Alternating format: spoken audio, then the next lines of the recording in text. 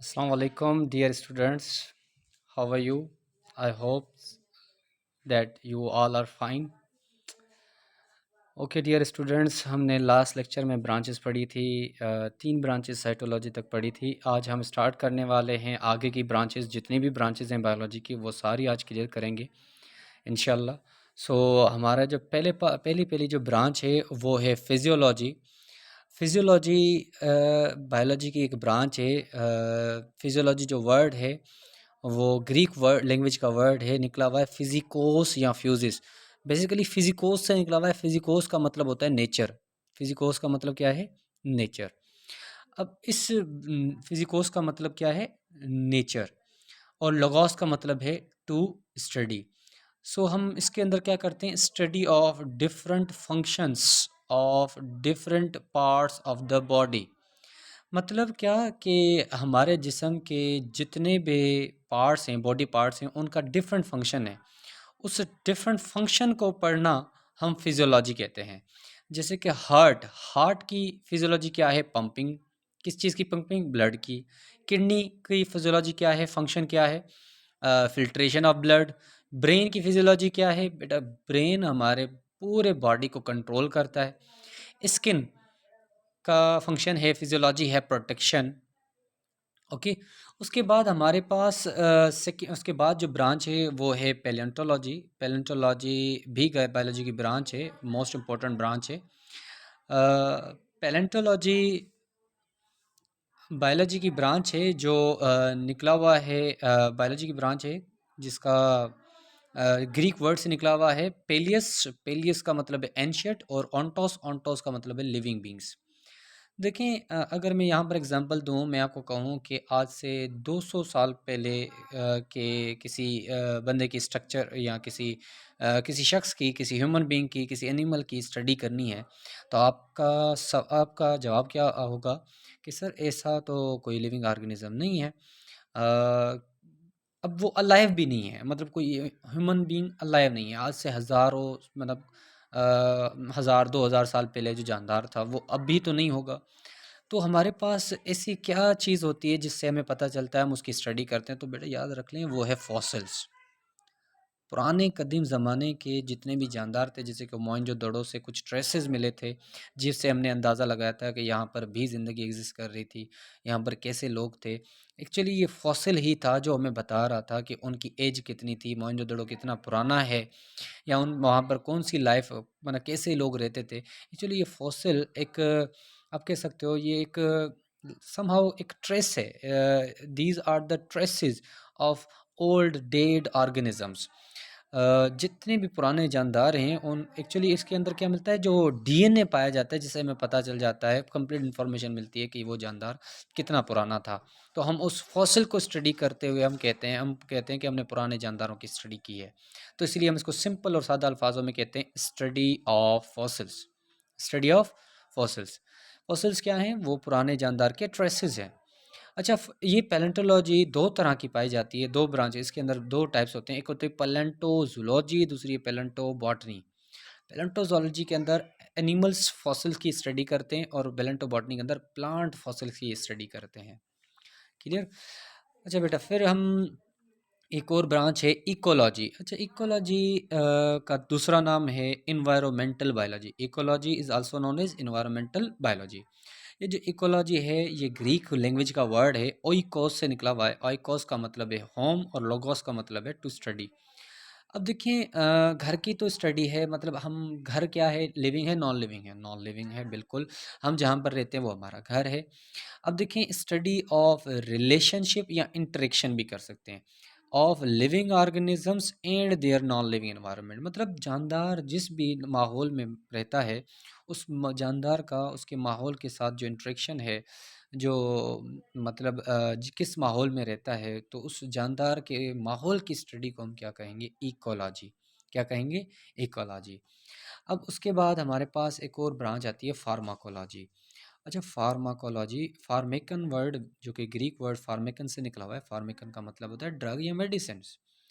अच्छा, तो drug study of drugs और मेडिसिन, हम इसके अंदर मेडिसिन की स्टडी करते हैं। मेडिसिन, मेडिसिन्स मीन्स दवाएँ, हम आपकी कौन-सी दवाई किस मर्ज़ के लिए है, किस डिज़ीज़ के लिए है, कब इस्तेमाल करनी है, कैसे इस्तेमाल करनी है, उन सब सारी चीज़ों की स्टडी हम कहाँ पर करते हैं? फार्माकोलॉजी में करते हैं। उसके बाद है पैरासाइटोलॉजी। अच्छा, पैरासाइटोलॉजी क्या है? पैरासाइटोलॉजी को हम कहते हैं स्टडी ऑफ पैरासाइट्स। अब पैरासाइट कुछ नहीं, वो जानदार हैं। ऐसे जानदार जो दूसरे जानदार से फ़ायदा हासिल करें और बदले में उसको क्या दें? नुकसान दें, हार्म करें। So organism which get benefit from other organisms and return to harm, मतलब जानदार दूसरे जानदार से फ़ायदा हासिल करे और बदले में इसको नुकसान दे, तो हम उसे पैरासाइट कहते हैं। जैसे कि वायरस, वायरस हमारी बॉडी में आता है और अपने पार्ट बॉडी अब खुद को रेप्लिकेट करता है, खुद रिप्रोड्यूस होता है और बदले में हमें क्या देता है? इन्फेक्शन देता है, डिजीज़ कॉज करता है। तो वो भी एक पैरासाइट है। बैक्टीरियाज हैं और बहुत सारे और भी कुछ पैरासाइट्स हैं। अच्छा, तो उसके बाद हमारे पास एक ब्रांच है जिसका नाम है सोशियोबायोलॉजी। अच्छा, जितने भी हमने वर्ड्स पढ़े हैं वो सारे ग्रीक लैंग्वेज के थे, लेकिन ये जो सोशो वर्ड है, ये एक वर्ड लैटिन लैंग्वेज का वर्ड है, निकला हुआ है सोशियर से। सोशियर का मतलब होता है टू एसोसिएट। सोशियर का मतलब क्या है? To associate. अब टू एसोसिएट कि मतलब जानदार दूसरे जानदार के साथ कैसे बिहेव करता है, उसका बिहेवियर कैसा है। सपोज़ करें मैं घर से बाहर निकलता हूँ, तो मैं किसी शख्स को मुझे कोई इंसान मिलता है तो मैं उससे हैंडशेक करता हूँ, मैं उससे सलाम करता हूँ। वहीं पर मुझे कोई मुर्गी या भैंस वगैरह मिलती है, मैं उससे इस उसके साथ मेरा ये बिहेवियर नहीं है। दूसरा क्या कि मैं मुर्गी वगैरह खाऊँगा, कुछ जानदार ये गोश्त वगैरह नहीं खाएँगे, कुछ जानदार गोश्त वगैरह खाएँगे। और दूसरे की मछलियाँ पानी में पाई जाती हैं तो उनका खुराक अलग होता है, उनका रहना-सहना अलग होता है। कुछ जानदारों के डाइट अलग होती है, कुछ जानदारों का फूड मैकेनिज़्म अलग होता है, इनटेक ऑफ फूड अलग होता है। ओवरऑल मतलब जितने भी प्रोसेस है वो जो बिहेवियर है, मतलब एक जानदार का दूसरे जानदार के साथ जो बिहेवियर है वो डिफरेंट है। तो उस बिहेवियर को, सोशल बिहेवियर की स्टडी को हम क्या कहते हैं? Sociobiology, study of social behaviour of living organisms. उसके बाद नंबर 10th पे ब्रांच आ रही है मॉलिक्यूलर बायोलॉजी। अच्छा, ये मॉलिक्यूलर बायोलॉजी को आप बायोकेमिस्ट्री भी कह सकते हो, बायो केमिस्ट्री भी कह सकते हो। अब बायोकेमिस्ट्री या मॉलिक्यूलर बायोलॉजी स्टडी हम इसके अंदर किसकी स्टडी करते हैं बेटा? दो चीज़ों की, एक बायोमॉलिक्यूल्स की स्टडी करते हैं, दूसरा मेटाबॉलिज्म। अब बायोमॉलिक्यूल्स क्या हैं? देखिए, हम जो वो मॉलिक्यूल्स जिनसे एक ज़िंदगी बने या जानदार की बॉडी बनती है तो उसे हम बायोमॉलिक्यूल्स कहते हैं, जैसे कि water, carbohydrate, protein, vitamin, lipids, nucleic acid. Nucleic acid कौन सी? ये डीएनए और आरएनए हमारे बॉडी में मौजूद होता है, ये सारी चीज़ें।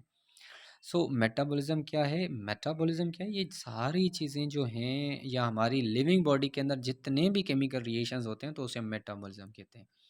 सेट ऑफ केमिकल रिएक्शंस है, मतलब जितने भी chemical reactions which occurs inside the living body उसे हम क्या कहेंगे? मेटाबॉलिज्म कहेंगे। अच्छा, उसके बाद हमारे पास एक ब्रांच आती है जिसका नाम है एम्ब्रियोलॉजी। एम्ब्रियोलॉजी या इसका दूसरा नाम है डेवलपमेंटल बायोलॉजी। मैं लिख नहीं रहा हूँ, आप लिख लेना। इसका दूसरा नाम क्या है? Developmental biology.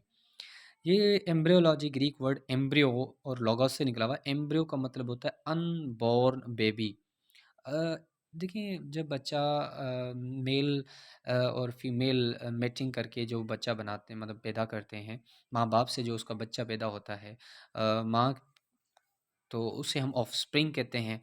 तो वो बेसिकली ऑफस्प्रिंग की फॉर्मेशन को ही, प्रोडक्शन को की ही स्टडी को हम एम्ब्रियोलॉजी कहते हैं, या हम कहते हैं स्टडी ऑफ ज़ाइगोट फॉर्मेशन। अब देखिए ज़ाइगोट फॉर्मेशन कैसे होती है? देखिए, एक है मेल का गेमीट है स्पर्म, दूसरा फीमेल का गेमीट, ये फीमेल की गेमीट एग। ये एग और स्पर्म फर्टिलाइज होते हैं तो बन जाता है ज़ाइगोट। क्या बनता है? ज़ाइगोट। ये ज़ाइगोट आगे बड़ा, मतलब एक सेल से दो, दो से चार, एक से डिवाइड होते होते एम्ब्रियो बन जाता है और एम्ब्रियो से एक लिविंग बॉडी जनरेट हो जाती है। तो हम उस सारे सिस्टम को, पूरा प्रोसेस को हम एम्ब्रियोलॉजी के अंदर स्टडी करते हैं। तो सिंपल वर्ड में ज़ाइगोट फॉर्मेशन की स्टडी करते हैं। ज़ाइगोट मीन्स न्यू ऑर्गेनिज्म जो होता है। अच्छा, उसके बाद हमारे पास 12 नंबर ब्रांच पे जेनेटिक्स। अच्छा, जेनेटिक्स क्या है? ये वर्ड जेनेसिस से निकला हुआ है। जेनेसिस मीन्स जीन्स की स्टडी हम कहते हैं। जीन्स क्या हैं? Functional unit of the DNA functional unit of DNA, या हमारी बॉडी की जितनी भी इंफॉर्मेशन होती है वो जीन के अंदर मौजूद होती है। सो स्टडी ऑफ इनहेरिटेंस, अच्छा इनहेरिटेंस मैंने क्यों लिखा है यहाँ पर, क्योंकि जेनेटिक्स वो ब्रांच है जिसके अंदर हम इनहेरिटेंस की स्टडी करते हैं, और इनहेरिटेंस ऐसा प्रोसेस है जिसके अंदर हेरिडिटी करेक्टर्स ट्रांसफ़र होते हैं पेरेंट्स टू ऑफस्प्रिंग। मतलब माँ बाप से औलाद के अंदर जो भी किरदार दाखिल होते हैं, जैसे कि यहाँ पर देखें मेल और फीमेल के से ये जो ऑफस्प्रिंग बनेगा, ज़ायगोट बना, तो इसमें मेल के किरदार भी होंगे, फीमेल भी किरदार होंगे, वो कैसे अपीयर होंगे, तो याद रखें इसके भी जीन्स यहाँ पर ट्रांसफ़र हुए हैं, और फीमेल के जीन भी, मदर और फादर दोनों के जीन्स यहाँ पर ये फादर और ये मदर, फादर और मदर दोनों के जीन्स यहाँ पर ट्रांसफ़र हुए हैं, तो ये एक प्रोसेस से हुए हैं जिसको हम कहते हैं इनहेरिटेंस। देखें ये विरासत कहलाती है, ये विरासत में मिलते हैं। ओके, उसके बाद एक और हमारे पास कुछ ब्रांचेज़ हैं, जैसे कि नंबर 13 पे हिस्टोलॉजी। अच्छा हिस्टोलॉजी क्या है? हिस्टोलॉजी हिस्टोसिस, ये जो ग्रीक वर्ड है हिस्टोसिस इन क्लास, हिस्टोसिस मीन्स टिश्यूज़। अब टिश्यू क्या है? ग्रुप ऑफ सिमिलर सेल्स, एक जैसे सेल्स का ग्रुप जो होता है उसे हम कहते हैं टिश्यूज़। सो टिश्यूज़ मिलके ही हमारी बॉडी में ऑर्गन बनते हैं। So study of different types of tissues, different types of tissues होते हैं, जैसे कि हम प्लांट्स में एग्जांपल लें तो एपिडर्मल टिश्यूज़ हैं, मेरिस्टेमेटिक टिश्यूज़ हैं, और इसके अलावा कुछ हमारी बॉडी के अंदर कनेक्टिव टिश्यूज़ हैं, नर्वस टिश्यूज़ हैं, इसके अलावा मस्कुलर टिश्यूज़ हैं। ओके, सो ओवरऑल इन सारे डिफरेंट तरह के टिश्यूज़ की स्टडी को हम क्या कहते हैं? हिस्टोलॉजी। और उसके बाद हमारे पास टैक्सोनॉमी, अच्छा ये भी बड़ा ज़बरदस्त ब्रांच है। टैक्सोनॉमी, ये टैक्सिस और का मतलब होता है अरेंजमेंट, नोमस का मतलब होता है नेमिंग लाज। अब देखें दुनिया में सारे जानदार हैं, दुनिया में तकरीबन 10 मिलियन स्पेशीज़ रह जाती हैं। अब 10 मिलियन में से हम 2.5 जो मिलियन है स्पेशीज़ हैं वो डिस्कवर्ड हैं। अब देखें सारे दुनिया में हर जानदार जो है वो क्या सारे जानदार एक ही ग्रुप में नहीं, एक ही ग्रुप में रखे जाते हैं, नहीं। तो देखिए डिफरेंट जानदारों को डिफरेंट ग्रुप के अंदर रखा गया है। जैसे प्लांट्स का ग्रुप अलग होता है, एनिमल्स का ग्रुप अलग होता है, रेप्टाइल्स का अलग है, बर्ड्स का अलग है। ओवरऑल जितने भी जानदार हैं उनको ग्रुप्स में डिवाइड करना, ये जो सिस्टम है उसे प्रोसेस को कहते हैं classification, to classify organisms into groups and sub groups, तो on the basis of similarities and differences.